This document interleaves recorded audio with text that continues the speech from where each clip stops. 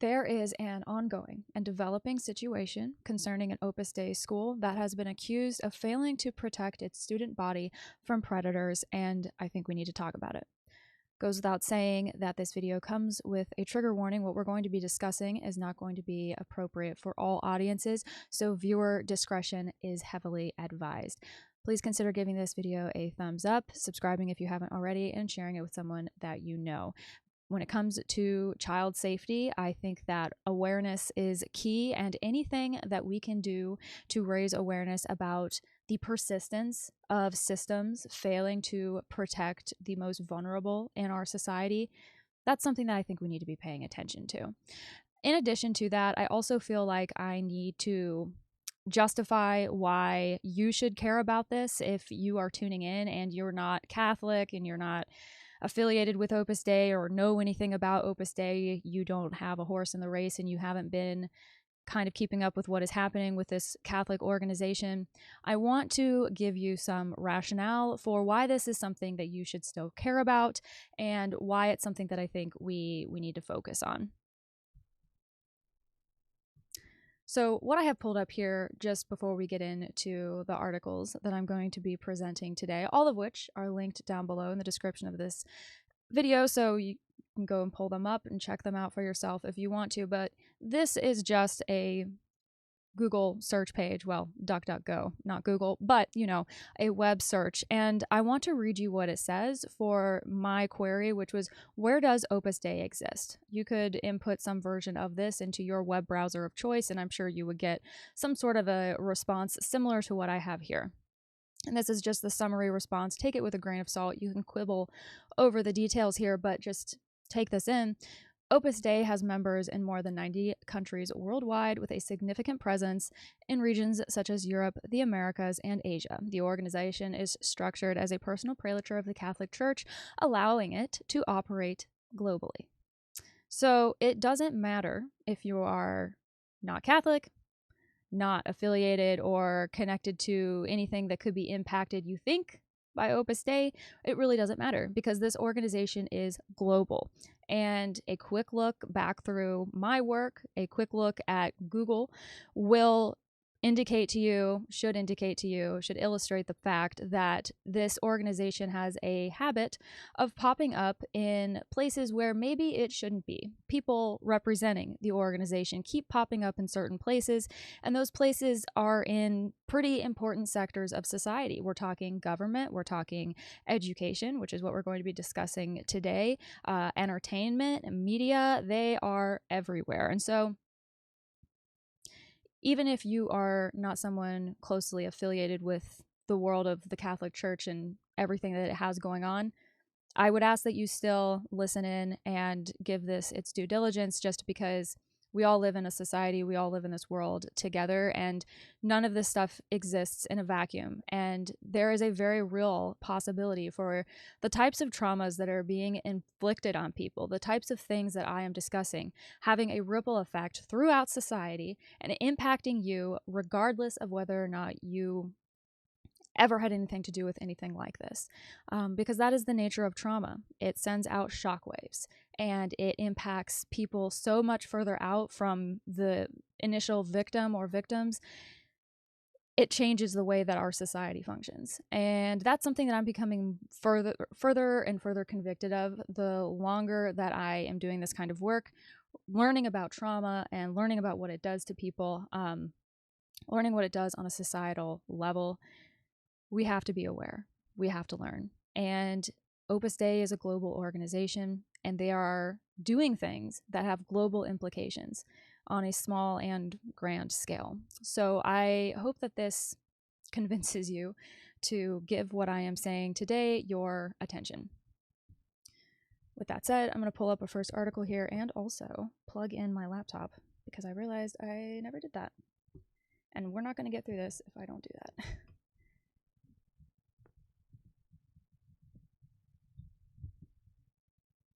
All right. So I have a series of articles because, as I said, this has been an ongoing situation, what we're going to be discussing today. And unfortunately, there's some decent coverage now because this has been playing out for a while, as you are going to see, as we're going to be getting in here today. I have tried to enlarge the web page here so that what you guys are seeing on your end is a little bit larger, so you can hopefully read what I am looking at here. Trying to make that as easy as possible. I feel like the font's pretty big. If not, you can just listen to my sultry tones reading it out to you, reading about a really terrible and entirely preventable situation. So this first article, this is from a Latin news site or Spanish news site, and I've translated it using just a translation extension on my browser through Firefox because it appears to be the best and most accurate that I have found. And this article was published on December 24th, 2025, so around a month ago or so. Headline reads, Alborada, a school linked to Opus Dei and accused of sexually abusing dozens of children, protected the alleged rapist for an entire school year. Teachers reportedly alerted authorities to strange or inappropriate behavior around September, 8 months before the worker's final expulsion. The case of alleged sexual abuse of dozens of children between the ages of 3 and 6 at Alborada School in Alcalá de Henares, Madrid, conceals ominous chapters and unanswered questions that have come to light during the legal proceedings. Alplural.com has obtained access to internal emails from this private school, numerous complaints filed with the national police, and even testimonies from relatives of the victims, teaching staff, and witnesses involved in the case. This school has historical ties to Opus Dei both through its construction carried out by the Tajamar Foundation and through the current pastoral care provided by priests of the prelature to the students and their families, as acknowledged by the Opus Dei office in Spain in statements to elplural.com. So Opus Dei has taken ownership of this school, essentially admitted that it is in fact a school associated with the prelature of Opus Dei through and through. In May of this year, 8 months ago, the teacher at the school, whose name this paper is withholding out of respect for her privacy, reported inappropriate behavior by a caregiver with a large group of children in his charge, ranging in age from 3 to 6, some of whom had been diagnosed with autism spectrum disorder. To support her complaint, the teacher provided video evidence that graphically showed the caregiver touching and engaging in sexual activity with some of the children enrolled at El Alborada. However, despite the fact that at the time the center itself removed the caregiver, filed a complaint, he was arrested and a restraining order was imposed on him from the school and some of the children whose families reported the events. Now, the families, tired of the lack of protection they feel from both the school and the justice system and the institutions, have wanted to break their silence and expose how the center waited too long to act, even protecting the alleged abuser for almost a whole school year without taking action. Following this initial alarm, elplural.com obtained testimonies from some of the teachers and their contributions to the case. These professionals, as this newspaper has verified and read firsthand, claim they informed the school about what was happening several months prior, approximately, in September 2024. Furthermore, addressing the understandable doubts arising from their statements, they specify that the Alborada administration, upon learning of the indications, quote, did not activate any protocol nor take any action. It wasn't until May, after the teacher filed a complaint regarding behavior she had observed since April 22nd, that the school dismissed the accused. That is, 8 months after the initial alarm was raised. This newspaper also contacted the school to get their side of the story following this evidence. The head of the preschool, Pilar Bada, when asked about it, denied the accusations made by her own teachers. Quote, we had no prior knowledge of this. When the news broke, the moment someone tells us what they saw and what might have happened, what they believe happened, we go to the police, end quote, she told this publication. This version of events is completely at odds with the complaints filed by teachers and even with the perceptions of the families of some of the dozens of children allegedly abused by this caregiver. To this end, as this newspaper has been able to confirm through several emails exchanged between the school and the PTA and the families, Alborada School exhausted all available options, meeting the families with, quote, therapy or talks for parents and more individualized sessions for students, the option of a few external psychological support tools schools, and above all, the insistence on convincing the affected parties not to file a complaint, assuring them that the matter would be resolved internally. Well, now here we are nearly 2 years later, and it does not appear that that happened. Currently, the person involved is free pending trial and is subject to a restraining order prohibiting him from being within 100 meters of the school, and sources add from some of the children. The sources, who requested anonymity due to the titan that is Opus Dei, so people are afraid of this organization, and that's something they must contend with if they are going to speak out about this, acknowledge the fear that the case could escalate because, as the testimonies reveal, this is someone who performs the duties of a caregiver and chaperone, including Boy Scouts, summer camps, early morning activities, playgrounds, and cafeterias, and is particularly involved with a minor who has dwarfism. Meanwhile, they condemn not only the center's failure to do enough, but also its defense of the alleged abuser, despite the evidence presented. He is very affectionate, one of the children, and he reciprocates that affection.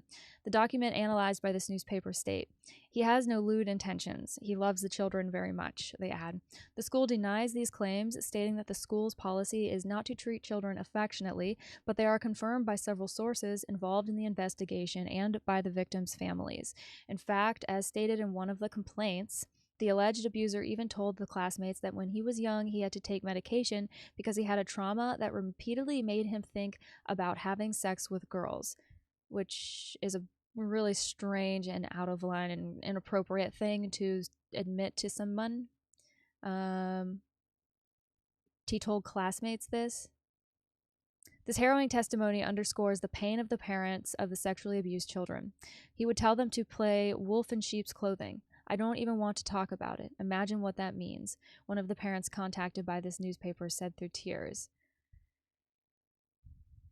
Have any of you guys watching this seen the movie?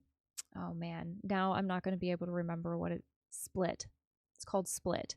It's part of the kind of like multiverse of like Mr. Glass, and there's another movie that was made, but Split specifically is about an individual who has dissociative identity disorder and has all these various alters that manifest, and he kidnaps this child, and there is an element not involving the kidnapper or the kidnappee, but rather the kidnappee, the child's uncle, that is about child abuse, child sexual abuse. Specifically, there's that storyline element in this movie, Split.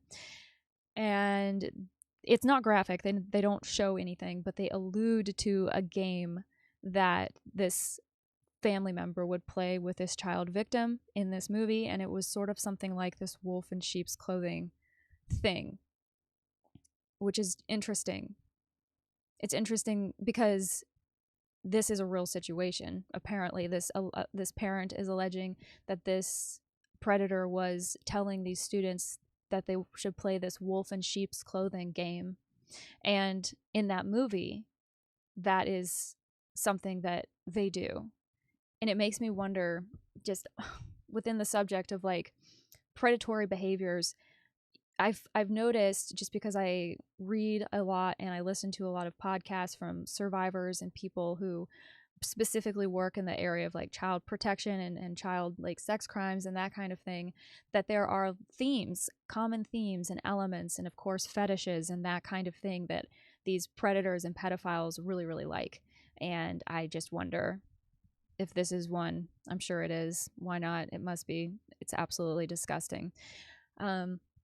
And anyway, before I go on and continue reading this, it goes without saying that this video, just because of the content, what we are discussing, it's not going to be loved by the YouTube algorithm or any other algorithm where I upload it. So if you are interested in supporting my work and what I am trying to do and the awareness that I'm trying to raise about matters of public concern, if you appreciate that and you would like to, you can buy me a coffee for $5, and there's a link for that down below.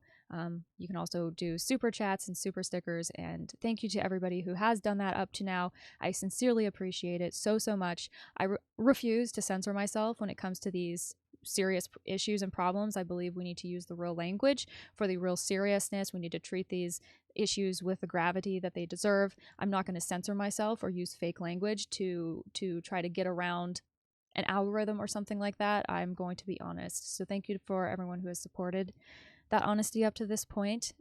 You make it much easier to do this kind of work. So anyway, with that said, let's read on. Lplural.com has obtained dozens of complaints from families, teachers, and witnesses. However, the scope of the case could be much larger, as authoritative sources speak of nearly 50 complaints and around 20 victims. Many of the children have autism spectrum disorder, ASD, and all are between 3 and 6 years old. Babies. As previously mentioned, although the caregiver also allegedly attempted to abuse elementary school students. The ASD diagnosis makes the students even more vulnerable. This fact is revealing and undermines the timeliness of the legal process, which is detrimental to the families.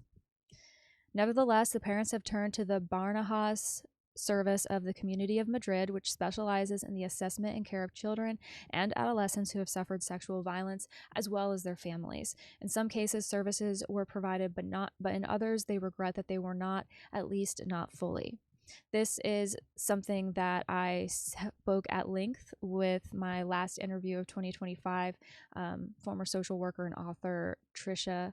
She has an incredible story and experience, and you should listen to it. But we also talked about just the hurdles that victims have to overcome to access care after they suffer something like this type of abuse, which is tragically incredibly common, and yet the resources to properly assist people who are dealing with the resulting trauma are oftentimes woefully insufficient, underfunded, difficult to access for a variety of different reasons, and that is something that needs to be addressed. And I am concerned that with our current political trajectory, we're getting further away from prioritizing those kinds of things. And unfortunately, this is a problem that's not going to go away. But I will talk about that more in a minute. Needless to say, I'm not surprised that some people were able to access services and others were not. That seems very indicative of just the experience that victim survivors have when they are looking for care. Lplural.com has also confirmed the exchange of accusations in court between the school and the employee. As this newspaper has been able to verify, in June, the school went to the Court of Instruction Number 5 of Alcalá de Henares, requesting to be admitted as a party to the proceedings, arguing that the case and its perpetrator seriously violated the rights of several minors and the rights and interests of the institution. Quote, the very significant damage already caused to the image and interests of the Alborada School Foundation, as well as the damage that may still be caused to the image and good name of the school as the procedure progresses, are difficult to assess today and fully justify our participation in the procedure from the outset. End quote, the document states.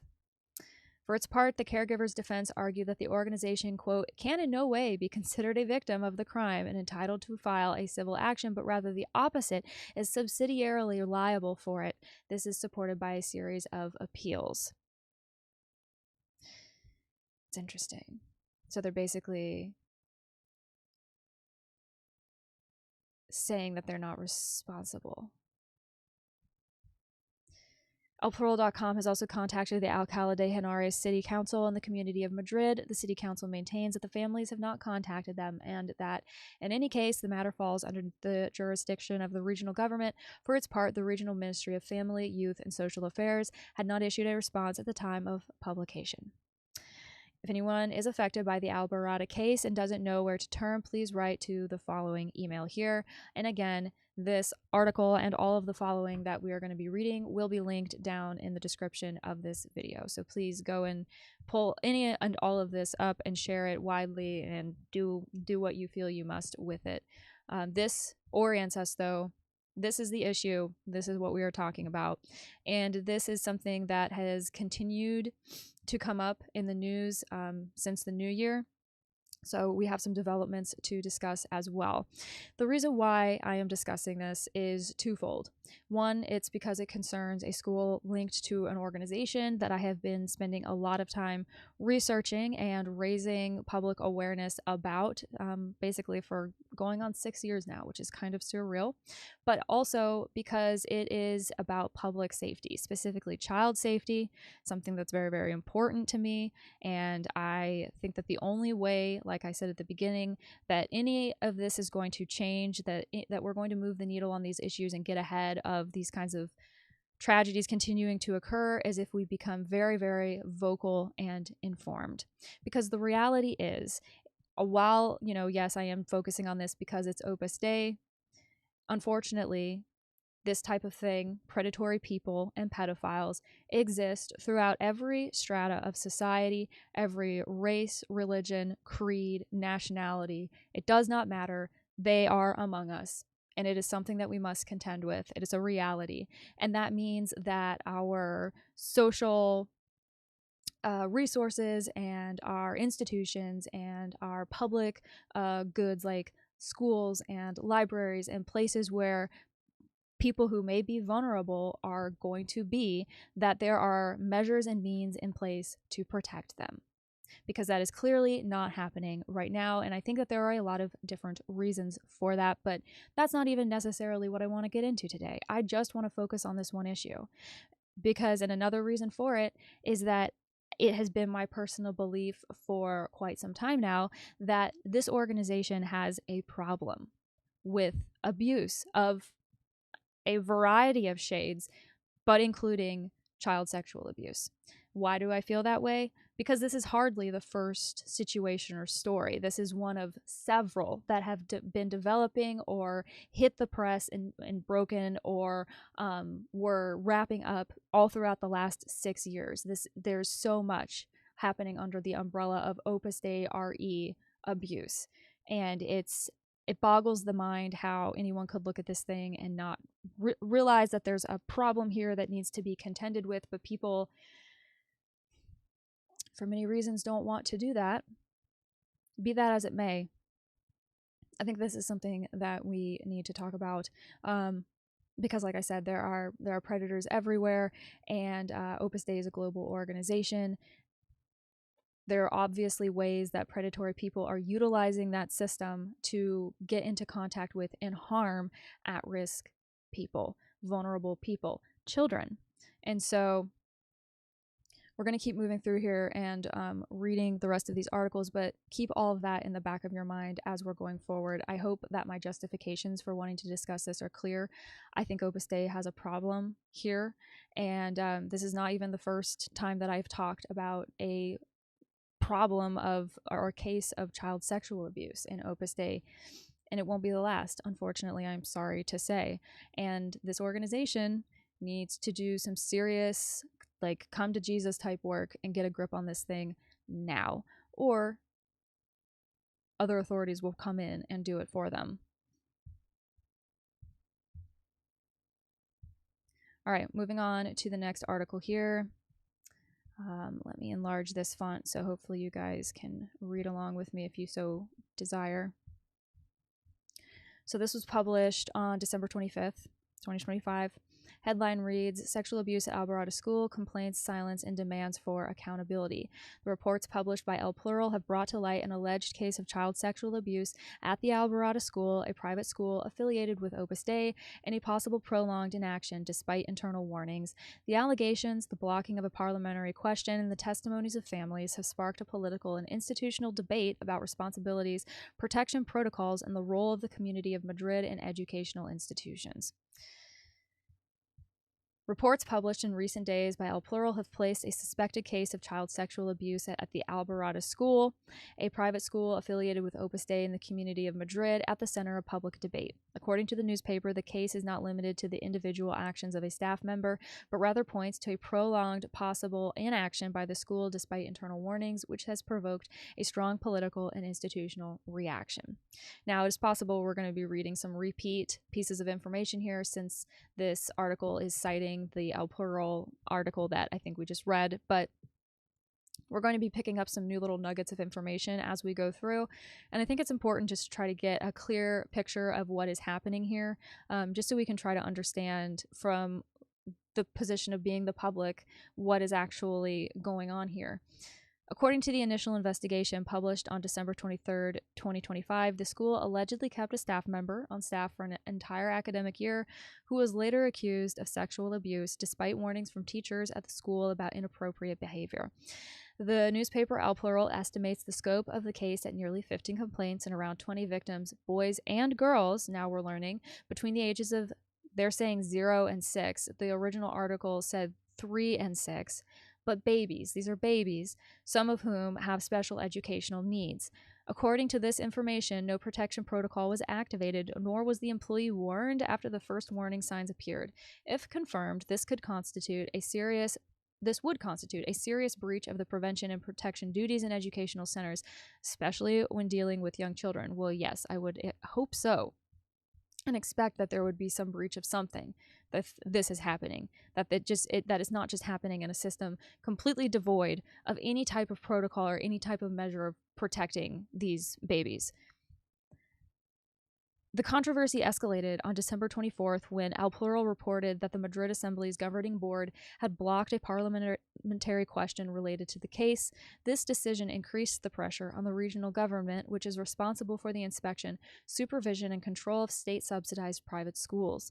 The parliamentary deadlock was interpreted by various sectors as a maneuver that hinders accountability in an extremely sensitive matter.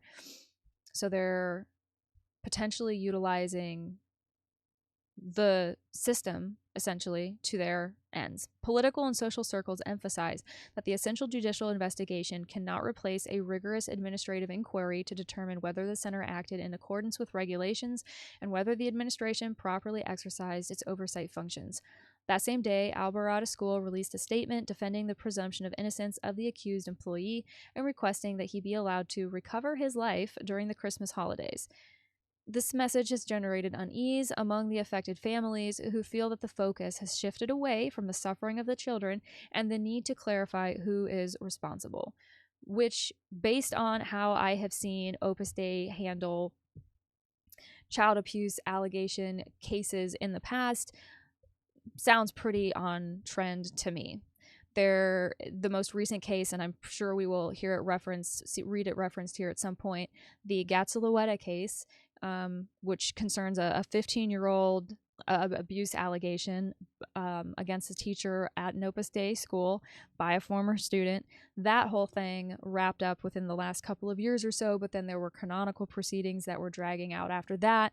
And in the press, I noticed and made comment and have still so much confusion over was the fact that it slipped very quickly from being about the victim, the victim's families, what were being done to help them, blah, blah, blah, to the experience of this convicted pedophile throughout this canonical proceeding that was, I guess, supposed to determine his standing with Opus Dei and with the church in general or something like that, and how the proceeding took the external civil or criminal court case that played out against this individual, took that into too much consideration when making their decision and sanctioning this individual. So that's pretty normal. It happens pretty much all the time from what I've seen. That does not mean that that is good or right or that's how things should be, but seems to be the way that it goes. On December 25th, El Plural published a new report in which families of allegedly abused minors denounced a feeling of abandonment, not only by the school but also by other institutions. According to these testimonies, the family felt alone, disoriented, and received little psychological and social support while the case progressed slowly. The families are demanding discretion, professional support, and that they not be exposed publicly. They also insist that no one acted in time, even though the teachers were reportedly aware of the situation months before the case became public. This account reinforces the idea that the problem is not limited to a suspected aggressor, but affects the detection, response, and protection mechanisms that should be automatically activated in the face of any suspicion of child abuse. In this context, Mas Madrid Alcalá has issued a public statement echoing the information published by El Plural and demanding immediate explanations for what it considers extremely serious events. The spokesperson for the municipal group, Rosa Romero, emphasizes that the absolute priority must be the protection of minors and support for the victims and their families, noting that these are very young children with special needs. The group demands that the justice system act with full guarantees, but warns that the legal route alone is not enough.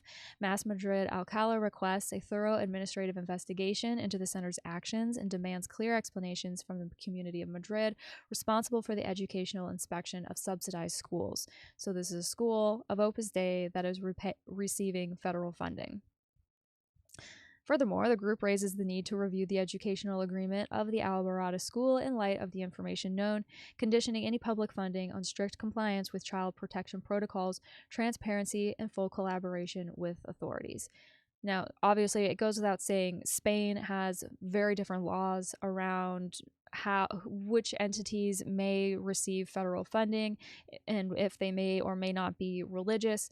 Obviously, here in the United States, we have something which is known as the separation of church and state, such that even a religious educational institution should not be able to receive federal funding for their educational endeavors because it would go against freedom of religion, freedom from religion, which is a constitutional enshrined right that Americans have. That doesn't really exist in Spain. They don't have that separation of church and state thing. It's a much closer relationship over there. So that is why there is this discussion about what's to be done with this school that's been accused of dropping the ball so fantastically on child protection that's been receiving federal funding, because Spaniards pay taxes too, so that's public funds going into something like that, which I would have to imagine they would not be too happy about. I would be livid if something like that happened over here. The statement from Mas Madrid Alcala, oh, and I know I'm probably going to get somebody in the comments saying, oh, it does happen here. There are schools that get funding and federal funding even though they're religious, blah, blah, blah. Yes, I know there are loopholes sometimes that some schools take advantage of, but it's not the same type of situation as what's happening over in Spain as what Spain has. It's just not. Anyway, the statement from Mas Madrid Alcala also incorporates a fundamental statement that transcends this specific case: the insufficient number of inclusive public school places, especially for children with special educational needs. According to the party, the shortage forces many families to opt for private or subsidized schools that do not always meet their desired educational standards. The municipal group is calling for a strengthening of the public network, both in resources and inclusive places, to prevent the lack of alternatives from influencing such sensitive decisions as the schooling of vulnerable children. Meanwhile, the case remains under judicial investigation and continues to generate political and social reactions. While awaiting the determination of criminal responsibility, the focus also remains on the role of institutions, the actions of the center, and the need to ensure that similar situations do not reoccur. Now, they say here that the municipal group is calling for the strengthening of the public network to prevent the lack of alternatives from influencing sensitive decisions like the schooling of vulnerable children. I would argue that it should also be taken a step further, and any institution in any way, shape, or form that is interacting with children, and especially if it's an educational institution, but those people in those positions need to be mandatory reporters. If you are interacting with a child and you are under some sort of like employment volunteer agreement in that capacity, either you're a teacher, teacher's aide, volunteer in the classroom, whatever, you are now a mandatory reporter. You go and volunteer on the weekends with your local hometown t-ball team, you're now a mandatory reporter. I think people we need to start holding the line, honestly. It's not enough to just expect that we can create these frameworks and these protocols and put more funding into these public networks, which is a good thing. Those are all good things. But that on its own is not going to move the needle on this issue, because it's a personal thing. It's a people thing. It comes down to how we move through our lives and our family units. It comes down to how we relate to one another, the things that we normalize, how we are raised and taught to relate to each other, all of that stuff. And I think that if you are going to be anywhere around children in any capacity, congratulations, you are now a mandatory reporter. And that even just means just being at a park, just sitting under a tree, reading a book, and you see a playground. If you see somebody over there who doesn't look right, doesn't seem like they're a parent, and they're acting squirrely, you have a responsibility to say and do something about it, to get confrontational if you can. Obviously, don't put yourself in a dangerous situation, but don't, out of some misguided sense of self-preservation, allow a child to be put into a dangerous situation just because you don't want to rock the boat. We're rocking the boat. We're tipping it right over. And everybody who is contributing to this type of harm, they're going to be left out of it. And they can swim all to an island somewhere and live there all by themselves. But that is the only way that our society is going to change. I truly believe it. I truly believe it. If you disagree, feel free to disagree. You're entitled to your opinion. Mine is pretty much set. So moving on to the next article. Let me close out these few tabs that we already got through. So this is another El Plural article. They've been doing the bulk of the coverage on this story. This was published on December 26th. So there were a series of stories coming out in rapid succession here, if you've been keeping track of the dates. How Alborada sought to silence the parents of the victims. Quote, "It's a David versus Goliath situation." The school reportedly limited its attention to communications and emails, meetings, or related professionals. Let me enlarge this here just a bit. Oh, it's already enlarged. Hopefully you guys can see that pretty well. Let me know in the comments if you can or you can't. I'm trying to play around with what works best so that everybody's having a decent viewing and listening experience. So thank you for your feedback.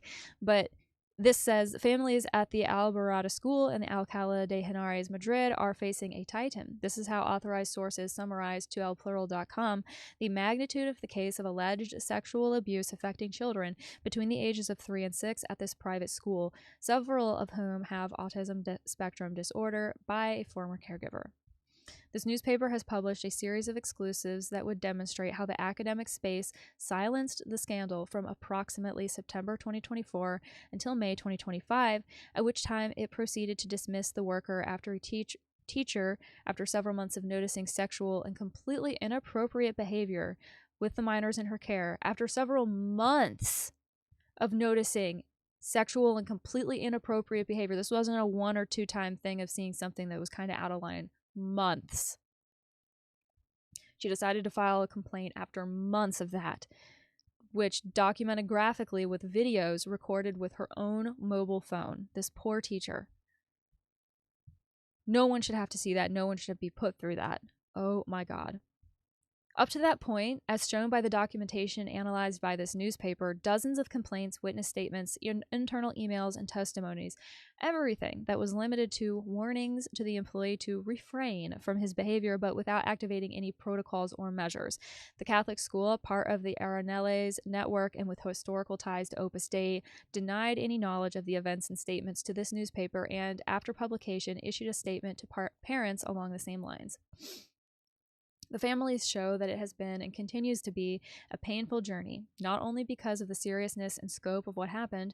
There are about 20 possible victims and around 50 complaints and witnesses, but also because of the management of the different administrations and, above all, the school. The affected parties lament that until they filed their complaint, El Alborada focused its efforts on asking for discretion, and that once it did act, it did so in a minimal and meticulously calculated way to avoid leaks.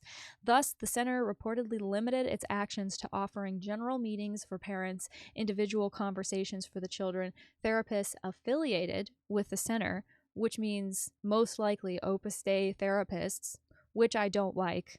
And you can refer to my catalog of work if you want to know why I don't like that. And various messages and or statements to reassure families and prevent anything from escaping its control. These complaints from the families perfectly align with the documentation analyzed by this publication throughout the investigation. When everything exploded, several school officials got together and said it could damage the school's image and had to be handled very discreetly, sources explained to this newspaper. This caution would be part of a strategy that complemented attempts to divide families, lies, and even other outright illegal actions. Holy shit, Batman. The maneuvers within the academic sphere could have become truly murky. Quote, I don't know if you know what MECs are, ... end quote, they asked this newspaper.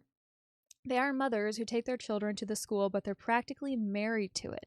They would go into meetings to, let's say, play the role of crying because they were harming the school and try to reassure the families that they believed in the word of God and that nothing was wrong. So these are basically people that come out to carry water and play defense for this school, these MECs. I wonder what that stands for. There are even rumors of a connection between the alleged abuser and the school beyond the strictly professional. Specifically, he is identified as a former student of the school, the godson of the head of the preschool, and the adopted son of one of the foundations with which Alborada School has collaborated. So this guy is legacy Alborada, if not legacy Opus Dei. I would be very shocked if that were not the case. So this is as internal of a problem as it could possibly be. The school also denies these connections in a phone conversation, specifically with Pilar Bada, the head of the early years department. Quote, I don't have any godsons at the school. He's not the godson of any current or former head of early years at the school, she stated. Regarding other possible connections, such as being a former student, she simply noted that this information was already provided to the media at the time. So, keeping things very close to the vest. The parents who took a stand did so as best they could with the limited resources and information still available to them today. No one has informed us of the steps to take, nor have they contacted us, they say, which has led some to decide to act independently. Others, those consulted, lament, haven't even taken action because they are too closely aligned with the school and the network of religious groups that supports it. Let that sink in. There are people with children, potentially victims of this abuse, who can't take action, feel that they are unable to take action because they're too closely aligned with the school and the network of religious groups that support it. One of which, perhaps the primary of which, is Opus Dei. That tracks to me. That tracks. You go on Opus Dei Exposed, Opus Libris, Odan, you will see stories from people saying that they left as quietly and carefully as they could without trying to make any fuss, without trying to draw any attention. And now the only way that they are able to talk about their experiences is anonymously on internet forums because they are afraid of the ramifications if this organization were to find out that they are speaking negatively about them. People's professional lives are threatened. People's privacy has been invaded. It's the behavior of an organization that functions a lot like a cult. A lot like a cult. A very specific one, honestly, the one that comes to mind when I read so much of this stuff, especially the keeping things internal and keeping things very close to the vest and the behavior of some members after people leave, stalking and harassing them, it gives Scientology. It really does. It is worth noting that the center is a private school with historical ties to Opus Dei, yes indeed, both because of its construction carried out by the Tahamar Foundation after obtaining the public land thanks to a land transfer in 2009 by the government of Esperanza Aguirre, and because of the current service provided by priests of the prelature for the pastoral care of the students and their families, as acknowledged by the Opus Dei office in Spain in statements to elplural.com. However, some of the parents who enrolled their children here are not even religious. They were forced to do so due to the lack of specialized classrooms for students with autism spectrum disorder in other schools in the community of Madrid. In fact, given the circumstances, they have desperately tried to transfer their children to other schools without success. Again, the same notice is at the bottom of this article. If anyone's affected by the Alborada case and doesn't know where to turn, please write to the following email. So, like I said at the beginning of this thing, Opus Dei is an organization with a global presence. And within that, when you start to dig into the meat and taters of how the whole thing works, what you notice very quickly, what I noticed very quickly, is that there is a very even homogenization of behaviors and characteristics and traits that Opus Dei replicates. And pretty much every single place where it puts down roots, obviously starting in Spain and then spreading out from there into Latin America and the rest of the world ever since its founding in 1928.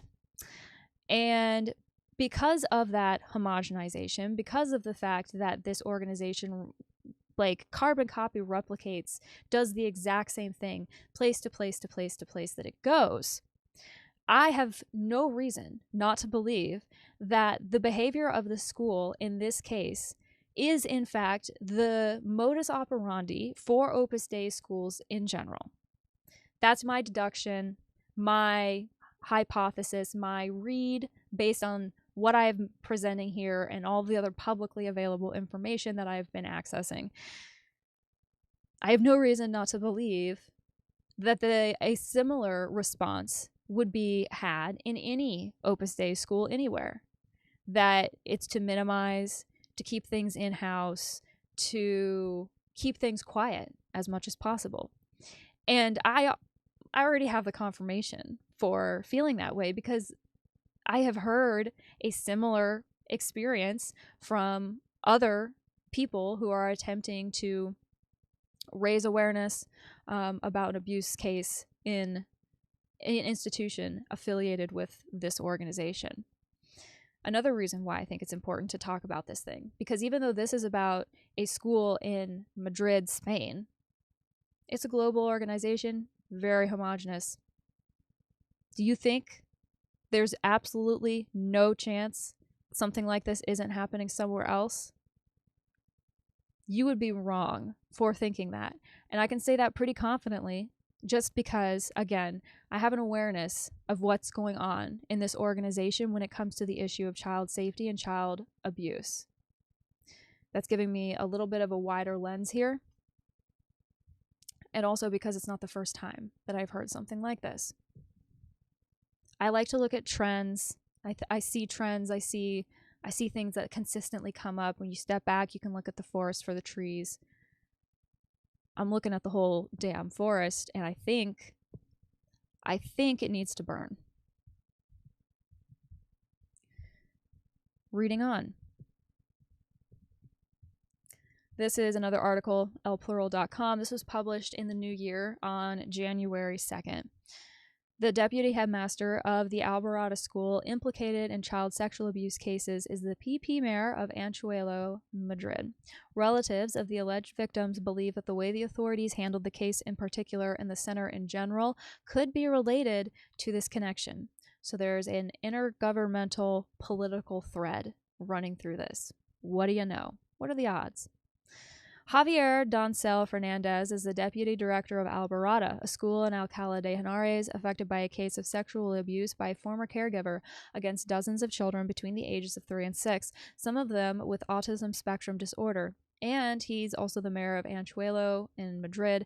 I am guessing that Anchuelo, and I may not be pronouncing that correctly, and I apologize if I am butchering that, but I'm assuming that's like a suburb or like small outskirt town of like Madrid city proper, but I'm guessing because it says here that the municipality with just over 1,400 inhabitants, according to data from the National Institute of Statistics, is governed by the Popular Party, PP, and the mayoral staff is held by the same person who for more than 14 years has been one of those responsible for the place that is at the center of the controversy, Alborada.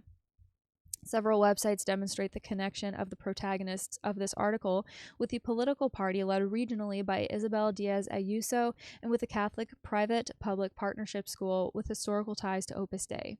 On the City Council's website, his name appears alongside that of Mayor-President, and he himself confirms this on his LinkedIn profile, where he is listed as Mayor of Anchuelo, Madrid, and Deputy Director of the Alborada School. Those LinkedIn profiles never lie. Both relatives of allegedly abused children and other critical voices who have stood firm against the secrecy and possible cover-up of the academic space warn in conversations with Alplural.com of a possible preferential treatment between the parties that would have begun to take shape in the time of Esperanza Aguirre, when the government of the former president ceded 24,000 meters of land to build a school that, at least in its origins, separated the students by sexes. After years of awards from the Complutense Council, and while some sources even speak of tax favors, suspicions have been increasing in parallel with the information that this media outlet has published in recent weeks after consulting extensive documentation in the form of internal emails, complaints, testimonies, and first-person accounts that would corroborate complaints of the affected party regarding the inaction of the center. Several of the specific points in the investigation allow for reasonable doubt in the point to administrations governed by the People's Party, especially the Community of Madrid. In this regard, it is worth noting that the Assembly's governing board vetoed a question from Mas Madrid in November that concerned the case because it did not pertain to a matter of regional scope, as it referred to a private center. The question was to find out how many requests for transfer of academic records have been received since the cases of alleged sexual abuse of children at the Alborada school and Alcalá de Henares became known until today, a point also especially hindered by the autonomy, according to the families who have decided to break their silence. The parents whose children were allegedly affected by the workers' abuse tried to change schools, but without success. The reasons given vary, but the different sources point to the Territorial Area Directorate. The veto of questions about the school had to have an explanation beyond the power of Opus Dei. So they're saying that there are other reasons why they're having a hard time. In other news, on December 23rd, the Alborada Foundation of the Alborada School won the first Alcalá City Christmas Carol competition, awarded with €1,000 and, above all, media attention, coinciding with the first reports that came to light about the possible silence on the part of the school regarding the sexual abuse of minors. I would consider that a mixed bag. The statement, which is repeated in several publications of this newspaper, is based on the fact that some of the teaching staff raised the alarm approximately in September of 2024, but it was not until May of the following year that the school proceeded to dismiss the worker through a complaint, according to witnesses. It says that Javier Doncel holds a degree in philology from the Complutense University of Madrid, UCM, and has served as the head of secondary school at Tajamar from 1983 to 2007, whose foundation has ties to the center and whose school of the same name is linked to Opus Dei. And then at another location, another school that segregates by sex and sanctioned a school in 2019 for photographing students who are giving the fascist salute while holding 2 Spanish flags full of references to Vox. So those are the types of academic affiliations that this person has, which is interesting. And I think you can, birds of a feather flock together. You can make a lot of deductions about public figures by the associations and affiliations that they maintain.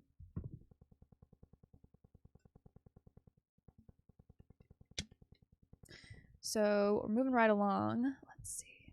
We have 3 more articles after this one. I just wanted to give a very complete picture of what is going on with this situation so far. So thank you for bearing with me. I know this is a long one.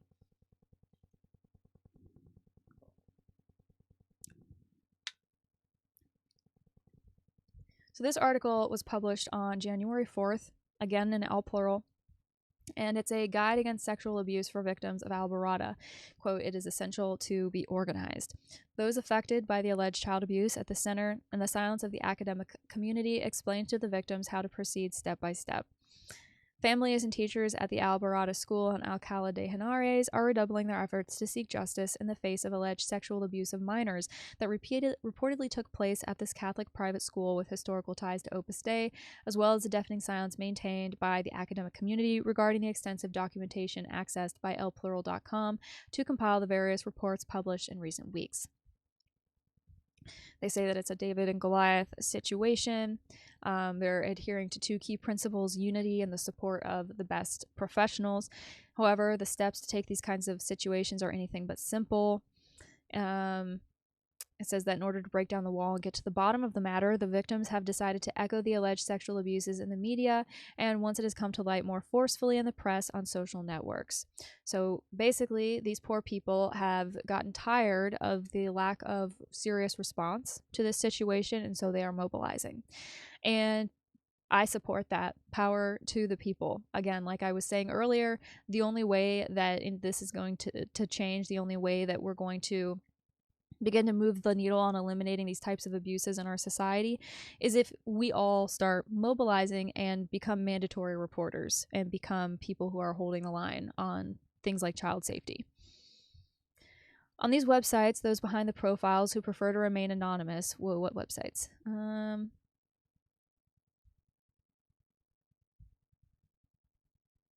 It says, let's see. In this way, the people affected by what could be called the Alborada case work in parallel via email. It says that on X and Instagram, those behind the profiles, the victims who are anonymous for fear of reprisals, republish articles of interest on the subject and explain how to act for those who want to do so but don't know how. Got you. So they're mobilizing but anonymously because these poor people are afraid of retribution from an organization that, in their defense, has been litigious in the past and I am sure would be again if they had even the slightest opportunity to do that and win. It really only makes sense to do that if you're going to win. Under the titles Simple Guide to Proceed in Case of Suspected Child Sexual Abuse in our specific case, and Guide to Steps to Follow in the Event of Suspected Child Abuse, the above Instagram account recommended, above all, acting in a orderly manner as much as possible, and despite how difficult it is to maintain a minimum of calm. The next steps they outline begin with a medical evaluation. This means taking the child to the pediatrician, to whom it is vital to explain all of the observed signs such as sudden changes in behavior starting on specific dates, unusual injuries, changes in their relationship with sexuality, symbolic references such as mentioning a wolf or other strange figures, reoccurring nightmares, or night terrors. Following this, the professional will conduct a professional assessment to determine if there are any signs of abuse. Next comes the social assessment. If the pediatrician's report is positive, then confirms the suspicions, the case will be passed on to the social worker at the clinic or health center, who will conduct an interview with the family, and if this report is also positive, both documents, medical and social, will be combined and to be sent to the court and attached to the complaint. Now they move to the legal sphere. With the reports in hand, you must go to the police station. In this specific case, it is sufficient to indicate that that is a complaint related to the Alborada school case. The guide explains, advising that it is recommended to submit it together with the medical and social documentation obtained previously. The next steps involve legal assistance and pretrial evidence, and that is a long and lengthy process. The first point allows the child to give their version of events in a protected and early manner, preventing them from having to testify in court years later and reliving the trauma. And then the lawyer will handle the necessary legal procedures. After completing these formalities, the waiting phase begins. It is important to be aware that legal processes are usually slow, so patience and emotional support will be required for the child and the family during this time. Now, obviously, this is referring to a specific case in a specific region in a country that is not the United States or the UK, but it goes without saying that if you are listening to this and you are ever run into a situation, or maybe you're in a situation currently where you feel like you need to be taking some notes and finding some people to contact, you can do a similar thing in your country to what they are advising here. This is pretty much, from what I've seen, standard good advice for if you are trying to gather evidence that something like child sexual abuse has occurred, or any type of abuse for child or adult. You've got to get your ducks in a row. And it's really sad, just to add this in before I close this article out, it's sad that the victims' families are having to mobilize and gather together and figure out how to organize and get this information out to other families. That seems disordered and backwards. That should be coming either from the school or from competent civil authorities, and that's just not happening.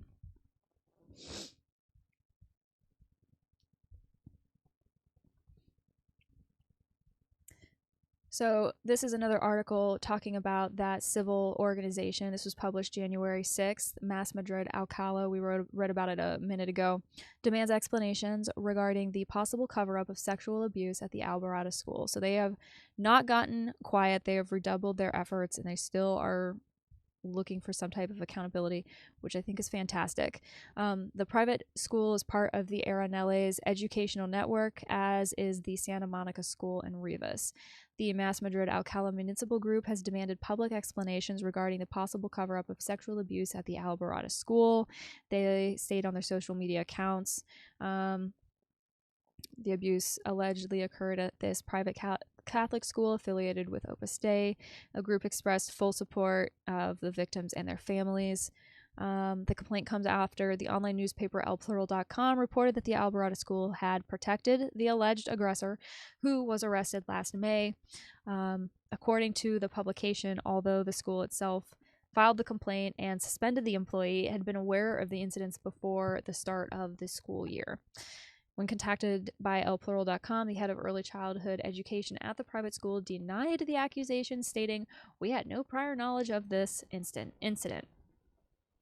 Mas Madrid Alcalá believes that it is unacceptable that a center supported with public funds could have failed in its duty of care in this way. And I agree, it's especially tragic considering the fact that a number of families had placed their children with ASD at this school because it was one of the few options in Madrid.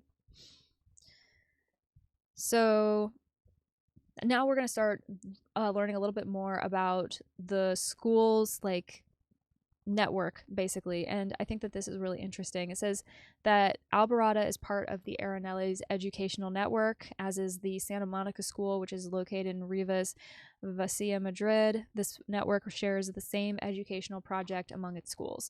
At Alborada, for example, this year, the emphasis has been on conveying the true meaning of Christmas. Also, during the first term, secondary school students were encouraged to learn about one of the ways electricity is produced through a visit to a nuclear power plant. Santa Monica School belongs to the Tercio Millennio Foundation, which is also linked to Opus Dei. The community of Madrid granted the educational subsidy to this foundation for the 2014-2015 school year for a non-existent center, as denounced at the time by the Rivas Valencia Madrid City Council, a non-existent center. And you know what's interesting about that is that this is not the first time that I have read about a Opus Dei venture or an Opus Dei individual, someone affiliated with Opus Dei, claiming to work at or claiming to have affiliation with a place that just doesn't exist at all. Just doesn't exist. And the example that I'm thinking of off the top of my head right now is this Opus Dei psychiatrist, psychologist, named Enrique Rojas Montes, and I did an entire deep dive on him if you want to know about that whole thing. But there was an element in that deep dive where he was saying that he was attached to a Opus Dei center at UCM that didn't actually exist, and it was very strange. And it's interesting that that's coming up here again. Enrollment took place when the foundation not only had not built the school, but also lacked a building permit. Given the situation that there were students enrolled in a school that had not yet been built, for a whole year the boys and girls of the Santa Monica School went daily to the Alborada School, the same school that is now known for the complaint of sexual abuse allegedly committed by one of its workers. So they give background on the complaint. It reached the Madrid Assembly through Alicia Torria, a member of the Mas Madrid Party, and that happened in May. In November, the deputy submitted the following question: how many requests for transfer of academic records have been received since the cases of alleged sexual abuse of children at the Alborada School in Alcalá de Henares came to light? But that question has not been debated in committee, as the Assembly's governing board has rejected it. The argument offered is that Alborada School is a private center. Therefore, the board maintains that the cases of alleged sexual abuse in a state-subsidized private school is not a matter within the jurisdiction of the community of Madrid. Well, that's convenient. And Mas Madrid Alcalá rejects this interpretation and denounces that we cannot allow the right to freedom of choice of school to be used as a shield to avoid administrative control and oversight. The Community of Madrid has jurisdiction, even though it has chosen to look the other way. We will not let this matter drop, and we demand accountability from everyone who failed to act. Alborada School has issued 4 statements since last May. In the first, the school explains that it became aware of a possible act against the integrity of minors by an employee of the educational center on May 12th. They detail that we acted according to the established protocol, reporting the matter to the police, specifically to the officers of the Family and Women's Assistant Unit, UFAM, and the facts were communicated to the Education Inspectorate. The statement is signed by the center's director, David Aranz, who advised trusting the security forces of avoiding unfounded interpretations. The latest statement, issued at the end of December, indicates that this information in no way reflects the reality of the situation. It appears to be solely intended to harm the school, it states, of course.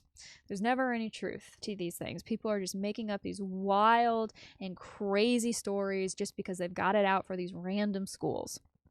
Sure.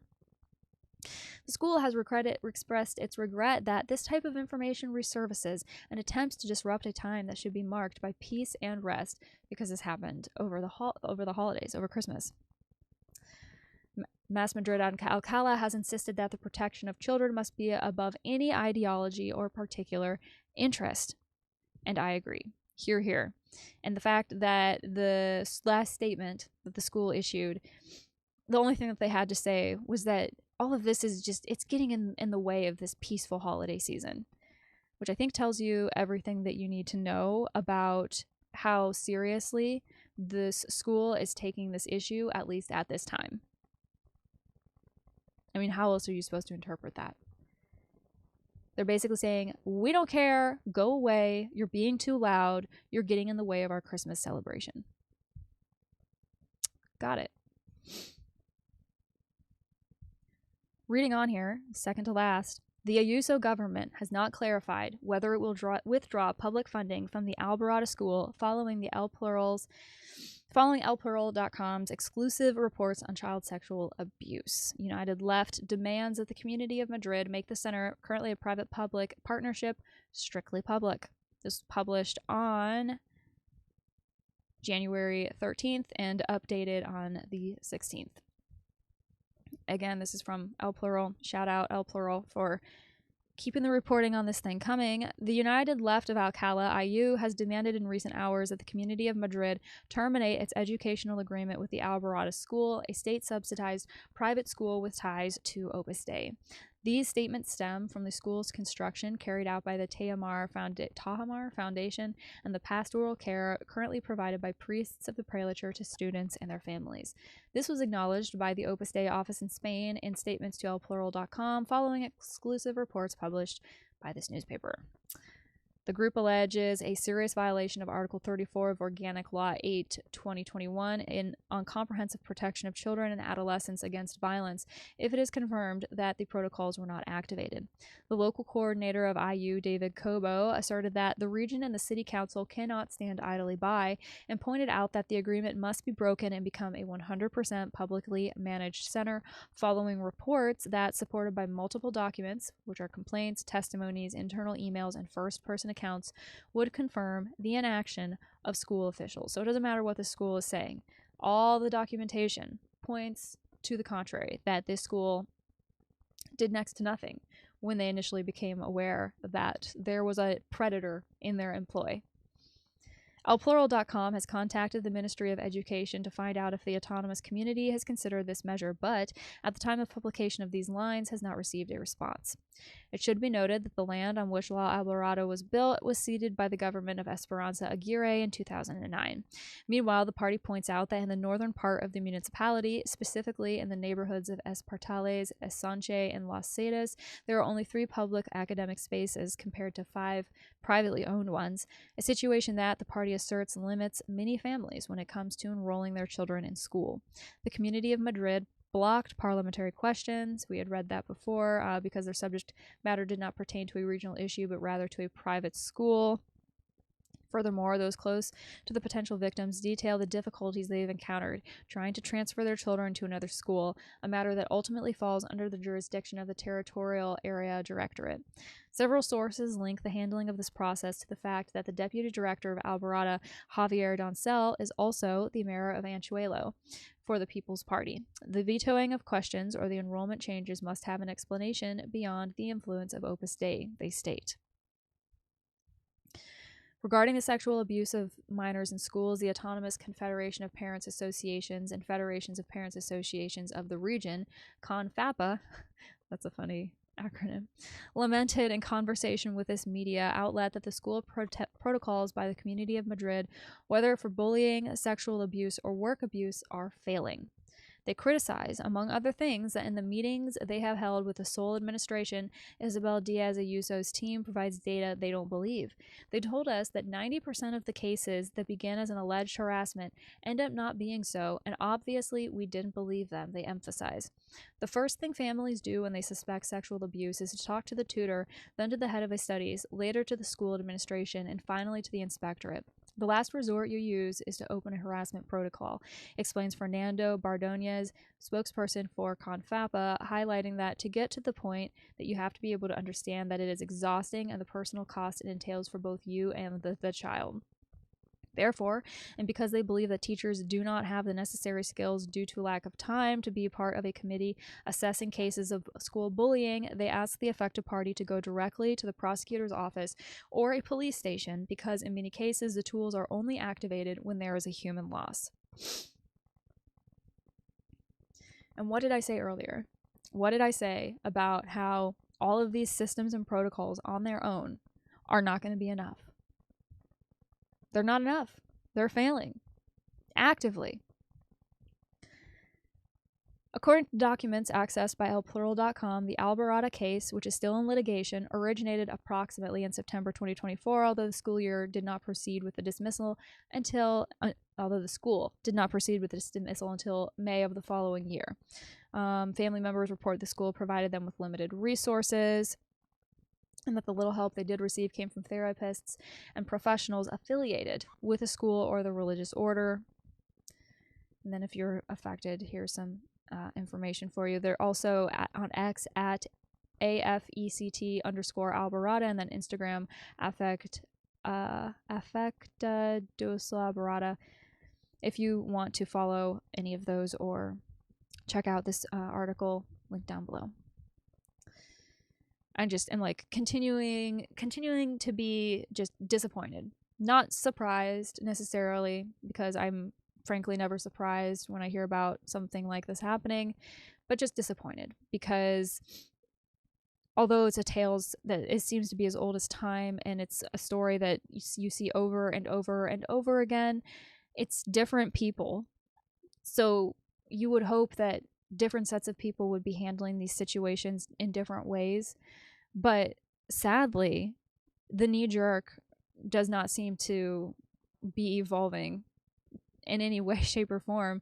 And actually, it's contributing to the breakdown of everything that has been done up to now to try to have these protocols and safeguards in place. I think that's really significant. And another thing that outside of this specific situation has potential ramifications for our societies as a whole, because we cannot rely on these so-called safety protocols to actually provide the safety, because a protocol is just a tool and a tool is only as good as the person who's wielding it. And if people are disinclined to use it because they don't want to rock the boat, or because there's this sort of implicit omerta of silence around anything having to do with, casting the organization in a negative light, what do you have left? So this is the final article that I have for us here today. I think this will pretty much get us caught up to speed. This was published January 14th. And like the previous article said, this is a case that is in litigation now. So I don't know how long it will be before there's another development, before we see something more about this, but trust and believe that when there is another significant development, I will be talking about it. This is a case now that I am going to be keeping an eye on. So the headline of this article, which is from a Spanish site, I can't read, the font is quite tiny. I cannot read what that says, but it's a Spanish news site. And maybe this is from...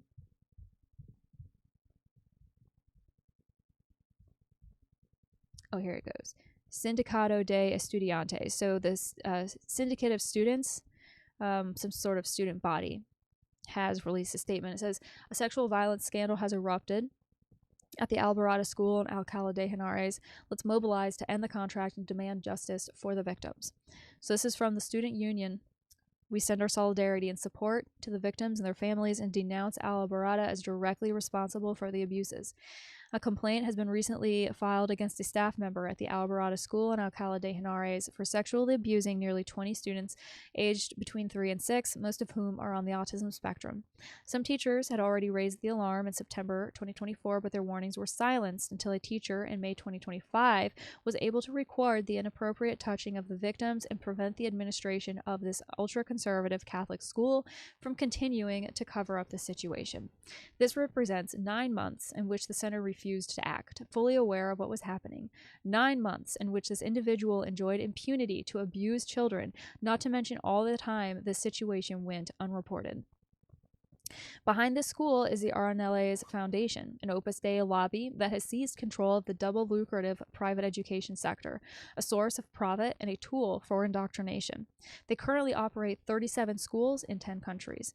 In all of them, quality, education, and freedom are never the driving forces behind these business people's actions. Exactly the same as the People's Party, with whom they work hand in hand. The People's Party, in fact, gifted the foundation the 24,000 square meters on which this school stands. It is no coincidence that the current deputy headmaster of the school, Javier Doncel Fernandez, is also the People Party mayor of Anchuelo. To make matters worse, the PP has vetoed a simple parliamentary question in the Madrid Assembly, which was the question of how many requests for academic transfer have there been since this case became public and up to today. All of this reflects the complicity of business owners, the church, the Catholic Church, their political party, the PP, and the business of indoctrination in schools. Obviously, any allegations of sexual abuse will be silenced as much as is possible. It's all about the money. Following the evidence gathered and the complaints filed, the center's management had to file its own complaint, despite having covered up for the employee accused by the families. The grotesque nature of the case is such that the internal documents from the center, as reported by media outlets like El Plural, have already justified his behavior. Quote, he is very affectionate. He has no lewd intentions. He loves the children very much. End quote. Obviously, the cover-up of this situation has gone hand in hand with trying to silence the families, who have been pressured in private meetings with the center. Instead of making themselves available to do justice and provide reparations to the victims, the Opus Dei and PP businessmen are maneuvering to keep their business afloat. But of course, families have taken a step forward, launching a campaign to denounce the impunity and cover-up at the school, as well as the institutional neglect. The community of Madrid itself, through its territorial area directorate, is obstructing families' attempts to transfer their children to other schools. In the case of Barnajas, a specialized service for minors who are victims of sexual abuse and their families, the support has been utterly inadequate. This terrifying situation is a direct consequence of the management of education by private companies, which prioritize profit above all else, and of the Catholic Church, which, as we know, has a long history of permissiveness towards sexual abuse, especially of minors. It's the same culture. It's the same rape culture we experience every day, but with even greater impunity and disguised as the lamb of religion. It's the same story of cover-ups and economic interests that led to Sandra Peña's suicide a few months ago, while her school, the Private Irish Sisters of Loreto, fully aware of the harassment she was suffering, did nothing. One social crime after another. There are others directly responsible besides the accused aggressor, accomplices who have tried to sweep this under the rug and who must resign immediately. Holding them accountable and ensuring an exemplary sentence for the aggressor won't happen by chance. As has been demonstrated countless times, the judiciary of this capitalist system fosters a culture of rape. Similarly, we must prioritize ending the agreement with this center. It is a disgrace that public money continues to flow to a company that allows this situation. We must mobilize to pressure for the termination of the agreement and for justice to be served. The community of Madrid under Ayuso and the PP, which completely dominates the regional assembly, are part of the problem. So I thought that that was a great article or a great statement, I should say, to end on, because it sums everything up really, really nicely. And I really can't think of anything else to add. This situation makes me feel absolutely sick. One, because this is just one predator at one school, and there are so many victims. The implications of that cannot be good. If everything else that I have said throughout this video is true, which I have every reason to believe that it is. I do believe the statements and the opinions that I have expressed, even if they are just my opinions and just what I have independently deduced from looking at this information.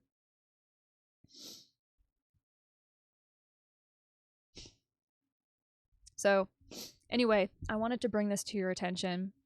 In the year ahead, this is something that I'm going to be looking at a lot more closely. The issue of abuse and child abuse, specifically in Opus Dei. I've looked at the problem of the use of psychiatric medicine in Opus Dei to suppress members' wills.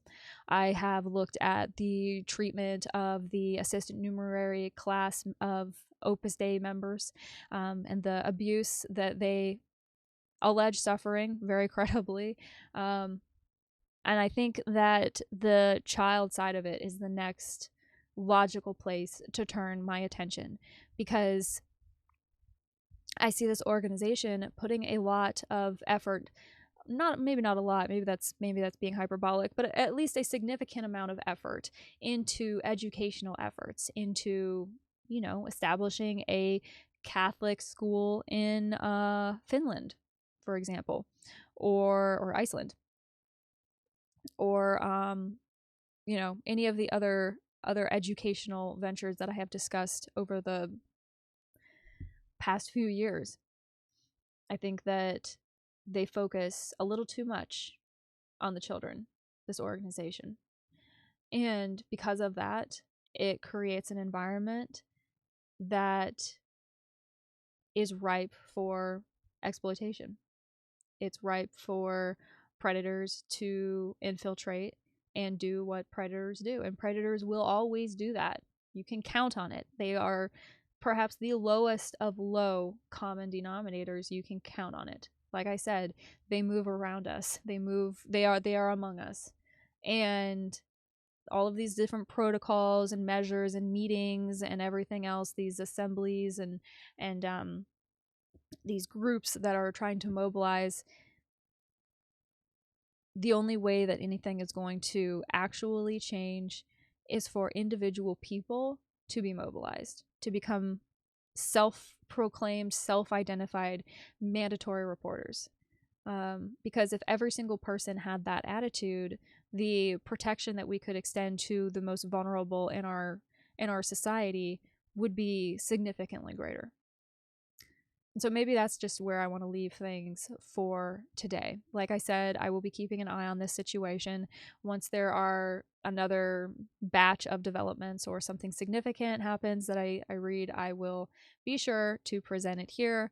And just more generally on the issue of child safety in Opus Dei, stay tuned, because I have more to say on that as well. And unfortunately, there is no lack of resources and information for me to pull from to make my case. So anyway, thank you so much for being here with me and for giving this your time and attention. I know that this is a tremendously difficult subject to contend with. I understand that this is not one that everyone is going to be able to contend with. I understand that not everyone is in a place where they can deal with something like this. So if you are, and if you can, thank you very much. Again, if you're interested in supporting me monetarily, because this type of thing is not loved by the algorithmic gods, you can buy me a coffee for $5 or a super chat. I think the lowest is like $1 is like the cheapest that you can do. And all of it adds up. All of it makes a difference. But just being here, watching, listening, giving this a thumbs up, and leaving a comment if you have anything to say, that goes so far. Really, it does so much to move the needle on getting my work out to more people. So thank you so much for doing that. I know there are so many of you here who do, because I see it. So thank you. If you're interested in learning more about my work, you can obviously check out my channel. I have my socials and everything else linked down below. If you are interested in reading my work, I have a Substack called Bet Griffin and the Deep Dive Project, where you can read short form articles that I've written. I also distribute my podcast through there, so you can listen there as well. And I've been trying to spend some time kind of getting that space cleaned up and organized. And I really, really appreciate everybody who has come over to support me over there. It really means a lot. Thank you. So with all of that said, if you or someone that you know is in need of mental health support, I've left a variety of resources linked down below. Life is very hard, but we do not have to go at it totally alone. Yes, there are barriers, very real barriers to us accessing the care that we need, but you do not have to go at it totally alone or unequipped. There are resources for you. I've done my best to find some good ones down below. So if you need help, please reach out. With that said, I will see you for another deep dive here very soon. And in the meantime, remember, nolite te destardes carborandorum. Do not let the bastards drag you down.